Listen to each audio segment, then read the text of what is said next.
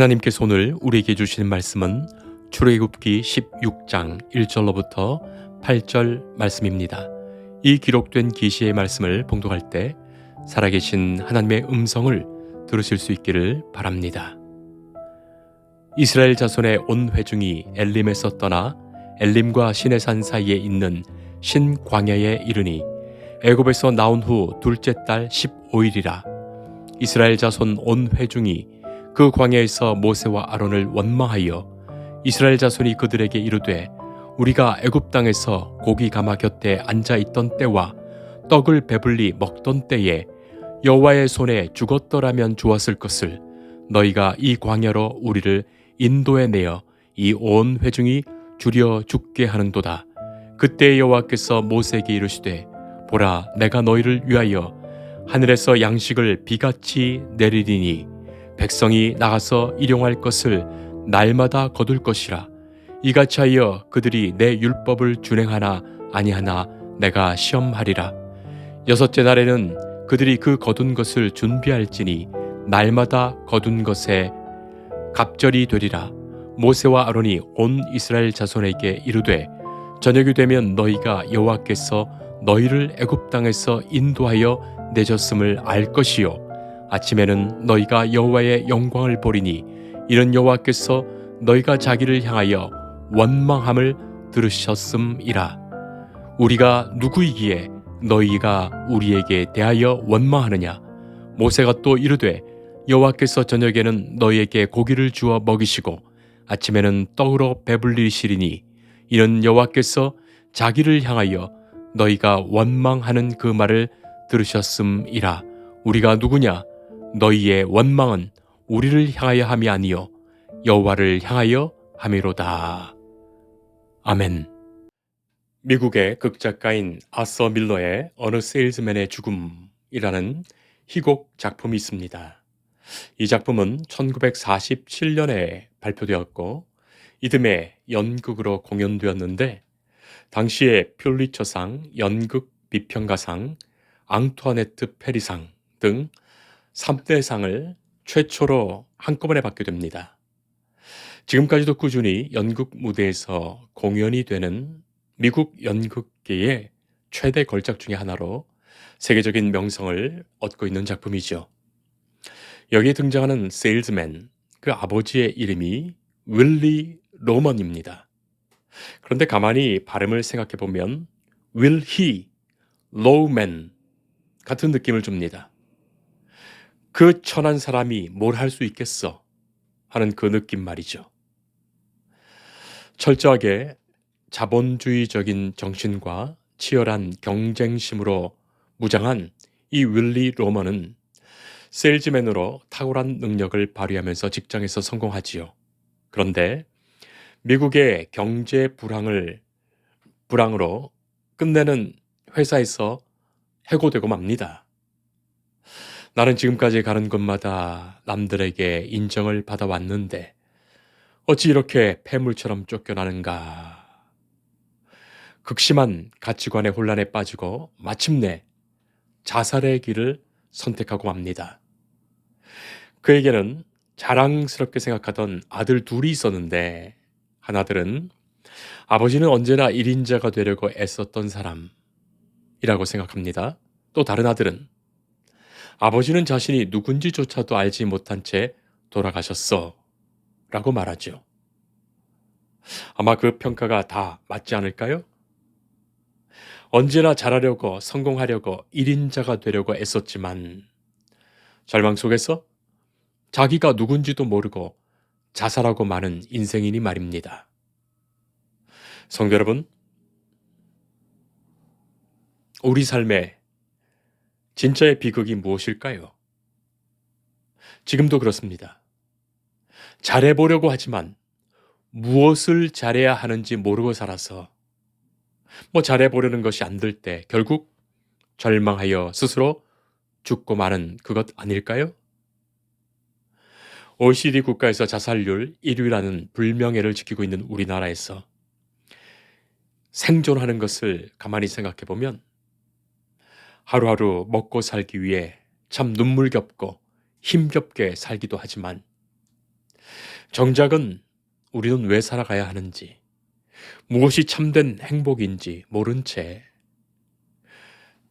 진짜의 내가 아닌 나를 둘러싸고 있는 그 모든 것들을 마치 나 자신인 양 동일시해서 나를 지탱하고 있었던 그 어떤 상황이 조금이라도 나빠지면 불안해하고 두려워하고 원망하며 스스로 죽어가고 있는 거예요.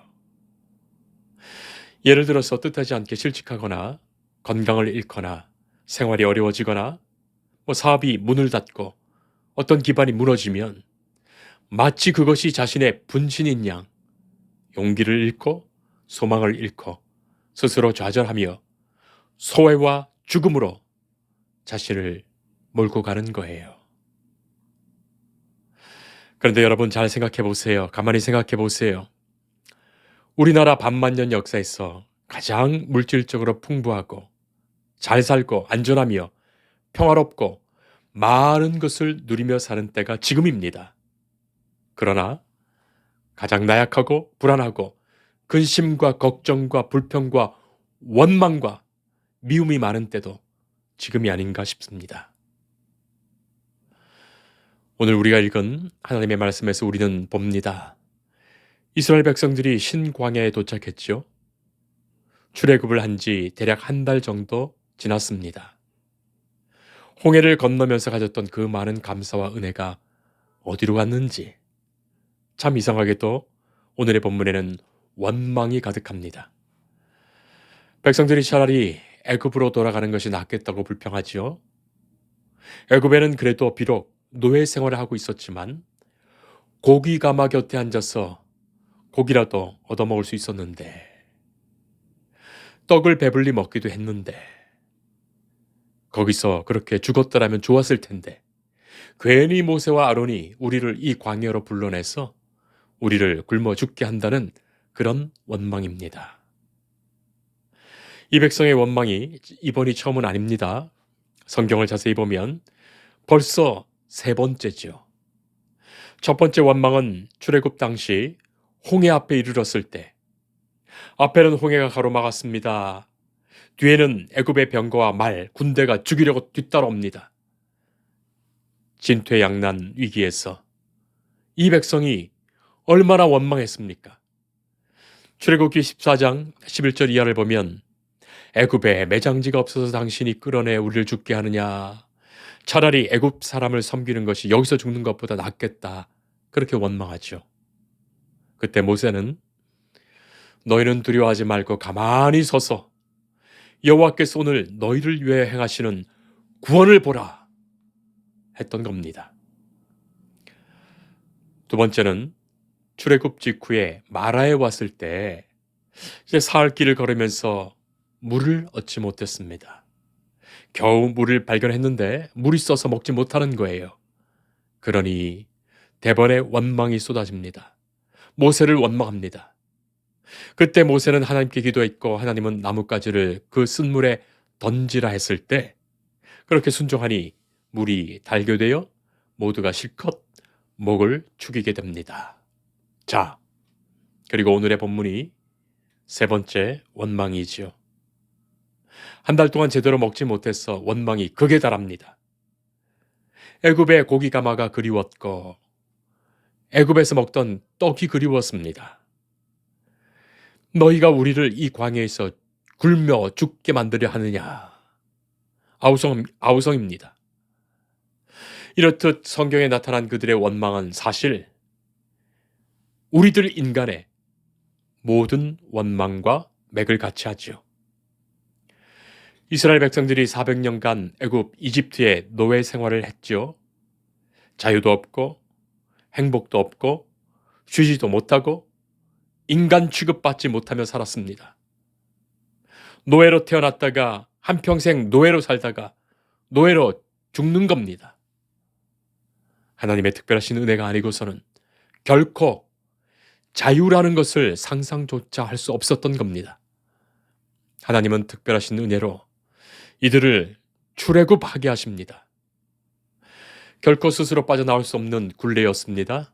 처음에는 이 노예에서만 벗어난다면, 내 마음껏 자유의 숨을 쉴 수 있다면 저 광야에서 죽어도 좋겠다고 그런 생각하지 않았을까요? 그런데 그들이 모세의 영도 아래 자발적으로 짐을 싸들고 그날에 뛰쳐나온 거예요. 노예로 그대로 살려는 사람 억지로 끌고 나온 것이 아닙니다. 그리고 홍해 앞에 섰을 때 그야말로 엄청난 하나님의 기적을 경험했던 이 백성들이에요. 그 홍해를 마른 땅같이 건넜고 애굽의 군대가 그 물에 수장되는 것을 보면서 너무나도 감격해서 노래를 부르면서 춤을 추면서 하나님을 찬송했던 백성들 아니었습니까? 자, 그런데 그런 감격은 잠시, 목이 마르고 배가 고픈 그 현실에 감격은 사그라들고 은혜는 원망으로 바뀝니다. 이 엄청난 은혜 앞에서 그들은 원망으로 돌아섭니다. 홍해 앞에서 원망했던 그들이, 물이 없어서 원망했던 그들이 그 은혜를 경험하고도 오늘은 떡과 고기를 먹지 못한다고 원망합니다. 인간의 비참한 현실 앞에서 소망과 희망을 주시며 바로 여기까지 인도하시고 그 크신 권능과 이적으로 은혜 베풀어 주신 하나님의 그 은혜 베푸신 역사를 새까맣게 잊어버리고 또한 앞으로 베푸실 그 은혜를 믿지 못해서 지금의 불평으로 또다시 원망한 거예요. 사도 바울은 고린도전서 10장에서 이 광야에서의 이들을 한마디로 이렇게 요약하지요. 그들은 다 원망하다가 멸망하였느니라. 우리가 읽지는 않았지만 이들의 원망은 자그마한 것에서부터 큰 것까지 모든 것에 가득합니다. 심지어 민수기 11장을 보면 마늘과 부추가 없다고 하나님을 원망하기까지 했으니 말입니다. 성도 여러분, 은혜를 잊어버린다는 것 참으로 무서운 일이지요. 지난날에 받은 그 은혜를 통하여 오늘의 지금의 이 현실을 해석하고 바로 그 은혜로 미래를 소망하며 바라볼 수 있어야 하는데, 은혜를 잊어버렸다는 것은 오늘의 이 현실을 그릇되이 해석하게 만들고 미래에 대해 절망하며 죽어간다는 것을 뜻하는 것입니다. 왜 죽습니까? 절망하며 미래를 포기한 자만이 죽는 거예요.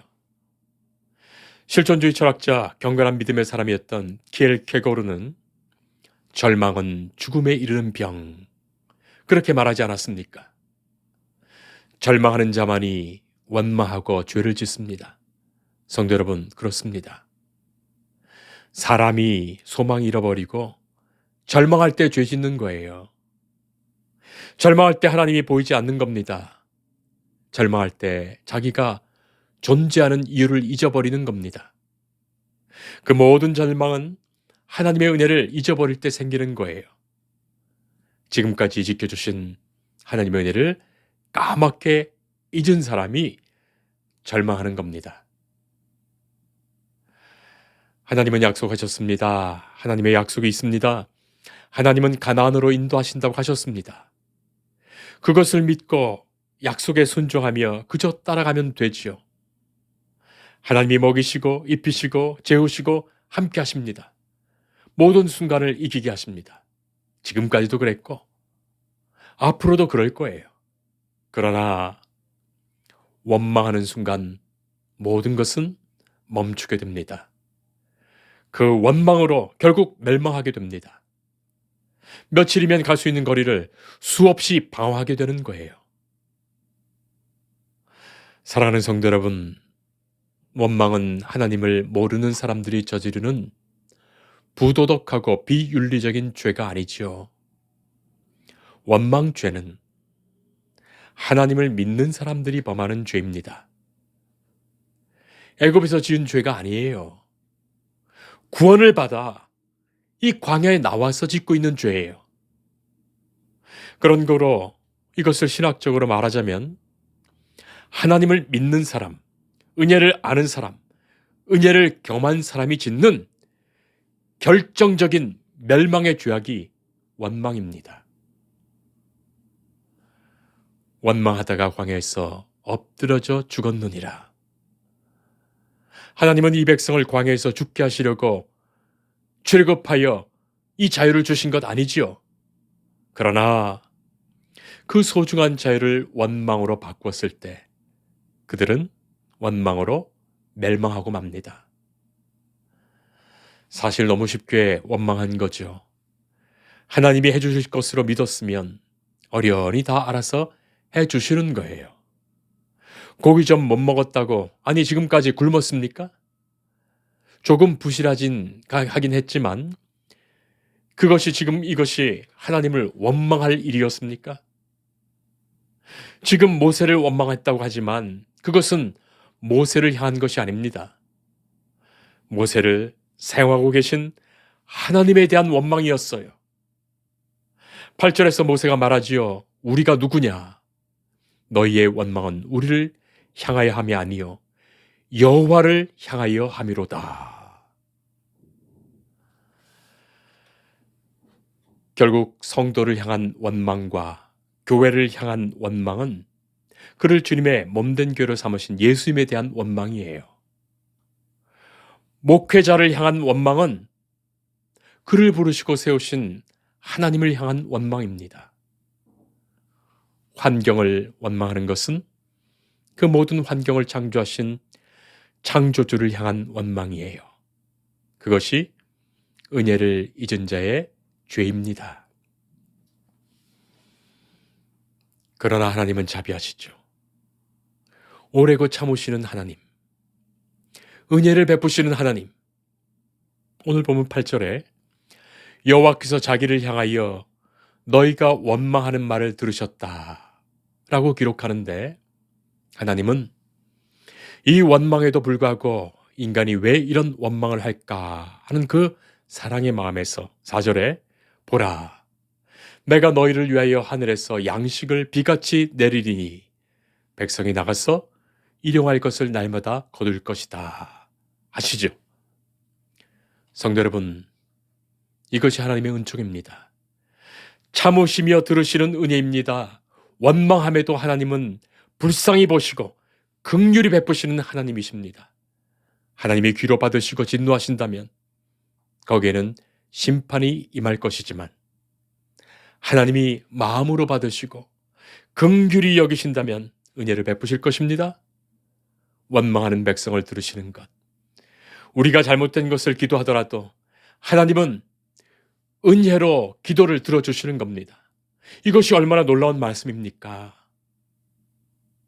이스라엘 백성은 참으로 못할 짓을 했고 해서는 안 될 말을 했습니다. 어떻게 이렇게 나약할 수가 있고 어떻게 이렇게 죄송한 말을 할 수 있습니까? 그러나 하나님의 긍휼은 바로 그 원망에서도 은혜로 나타났습니다. 우리가 그 많은 불평과 원망을 했어도 그 자리에서 하나님께서 심판하시지 않았던 것입니다.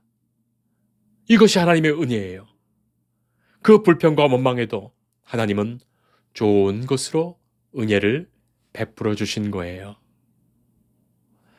하나님은 아침에는 만나를 내려주셨고 또 떡을 주시고 저녁에는 메추라기를 떨어뜨려 고기로 배불리십니다. 이스라엘 백성이 무슨 농사지어서 그 광야에서 먹고 산 것 아니지요. 하나님의 먹여주신 그 은혜로 살았던 겁니다. 자, 하나님은 시험하시겠다고 말씀하시죠. 매일 아침 그날의 만나를 거둘 것이고 여섯째 날은 갑절로 거두게 하시겠다 하시며 일곱째 날은 주시지 않는다. 그리고 그것을 지키는지 시험하십니다. 그것으로 하나님의 말씀, 하나님의 율법을 준행하는지 순종하는지 아닌지 보시겠다고 하신 거예요. 출애굽기 20장에 이르러서야 하나님이 모세에게 십계명 주시지만 이 사건의 순서로 보면 이 16장에 만나를 내리셔서 그것으로 안식일을 지키는 것이 첫 번째 주신 율법 계명이에요. 하나님은 시험하십니다. 너희가 비록 원망하더라도 하나님의 말씀을 지키는지 안 지키는지, 그 마음에 순종이 있는지 없는지를 판단하시겠다는 말씀이에요. 만나는 매일의 양식입니다. 매일 주시는 은혜입니다. 하나님이 매일 은혜 주신다는 것을 있는 자가 혹시라도 매일 안 주시면 어떻게 하나 불안해하며 걱정하며 원망해야 하는 거예요. 자기 힘으로 능력으로 채우려고 모아두려고 그렇게 하지만 그것은 다 썩고 말 것입니다. 그것 자체가 하나님을 불신하는 것입니다. 말씀을 순종하지 않는 것이에요. 하나님은 매일의 은혜로 우리를 인도하십니다. 그 매일의 은혜를 잊지 말고 살아가는 우리가 되기를 바랍니다. 지금까지도 그 은혜로 지켜주셨습니다. 오늘도 앞으로도 주님 뵙는 그날까지 은혜로 지켜주실 거예요. 아시시의 성자인 프란체스코에게 제자가 물었습니다. 선생님, 어떻게 해야 늘 감사하며 살 수 있습니까? 프란체스코는 대답합니다. 하나님을 한번 쳐다보라. 그리고 십자가를 쳐다보라. 그러면 감사하게 될 것이다. 기도하겠습니다. 하나님 감사합니다. 주의 은혜로만 살아가는 저희들입니다. 주께서 진노하시면 누가 이 땅에 생명을 지키며 살아남았겠습니까? 우리는 내 삶의 작은 것에서부터 불안해하며 분노하고 원망하는데 하나님은 그 모든 것을 아시면서도 우리에게 은혜를 베풀어 주셨습니다. 주님, 이제는 베푸신 은혜에 합당한 감사의 삶, 찬송의 삶, 은혜의 삶, 기쁨의 삶을 살게 하시고 우리도 주신 은혜를 나누며 베풀며 사는 주의 백성, 자녀 되게 하옵소서. 예수님 이름으로 기도합니다. 아멘. 주님을 늘 믿으며 그 손을 의지하고 내 몸과 마음을 바쳐서 끝까지 충성하리.